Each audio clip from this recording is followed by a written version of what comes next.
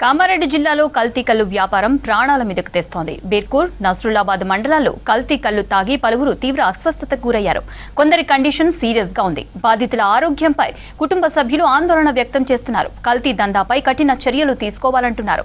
అధికారుల అండదండలతోనే కల్తీ దందా చేస్తున్నారని ఆరోపిస్తున్నారు.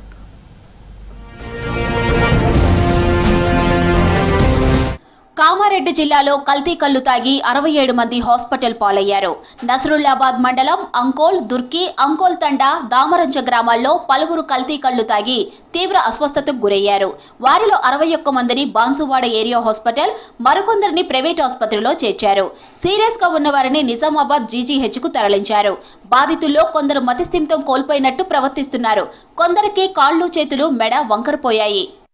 ఈ కాళ్ళు మాట రావటం లేదా తొత్త మాట పోయిందని ఇక కాళ్ళు చేతులు గుంజుతున్నాయి, కాళ్ళు దేక్కపోతున్నాయి, మిక్సులు దిగుతున్నాయి అయిపోయినాయి. ఇక పొద్దున్న కళ్ళు తాగలేదు, సాయంత్రం తాగాను.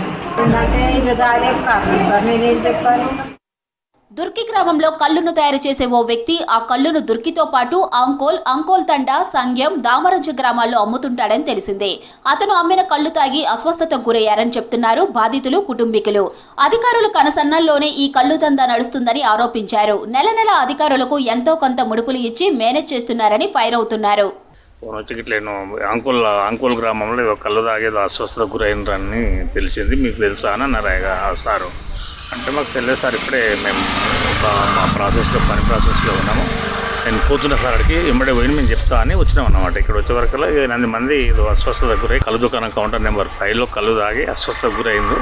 హాస్పిటల్లో జాయిన్ చేసిర్రు అని తెలిసింది నాకు. నిజామాబాద్ రసాయనశాలకు పంపుదామని టెస్ట్ చేసి పంచనామా కండక్ట్ చేసి కళ్ళును నిజామాబాద్ ల్యాబ్కు పంపుతున్నాము. బాన్సువాడ, బీర్కూర్, నరసుర్లాబాద్ మండలాల్లో కల్తీ దందా జోరుగా నడుస్తుందంటున్నారు పబ్లిక్. కల్లు దందాపై ఫిర్యాదు చేస్తే నామమాత్రంగా కేసులు నమోదు చేస్తున్నారని ఆరోపిస్తున్నారు. దుర్కి గ్రామం నుంచి మత్తు కల్లు పెద్ద మొత్తంలో సరఫరా అవుతుందంటున్నారు. మత్తు వచ్చేలా కల్లులో నిషేధిత క్లోరోహైడ్రేట్, ఇతర పదార్థాలు కలుపుతున్నారని చెప్తున్నారు.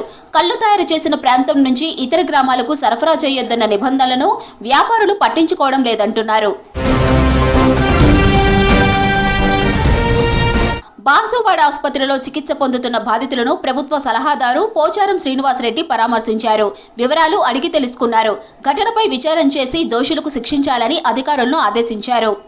ఎక్సైజ్ డిపార్ట్మెంట్ వారికి ప్రత్యేకంగా చెప్పేది, చేతులు కాలినాక కాకులు పట్టుకోవడం కాదు. ఇందులో ఇంకేదైనా ఇంటి ప్రాణాలు పోయే పరిస్థితి వచ్చేది.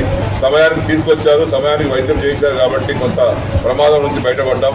డ్రగ్స్ లాగా ఇది కూడా ఎవరైతే బాధ్యులు ఉన్నారో వారి కఠిన చర్య తీసుకోవాలని చెప్పేసి కూడా పోలీస్ అధికారులకు, ఎక్సైజ్ డిపార్ట్మెంట్ గారికి, తర్వాత సబ్ కలెక్టర్ గారికి కూడా విజ్ఞప్తి చేస్తాం. కల్తీ కల్లు వ్యాపారంపై ప్రభుత్వం కఠినంగా వ్యవహరించాలంటున్నారు జిల్లా వాసులు. కల్తీ దందాకు సహకరిస్తున్న అధికారులపై కూడా కేసులు నమోదు చేయాలంటున్నారు.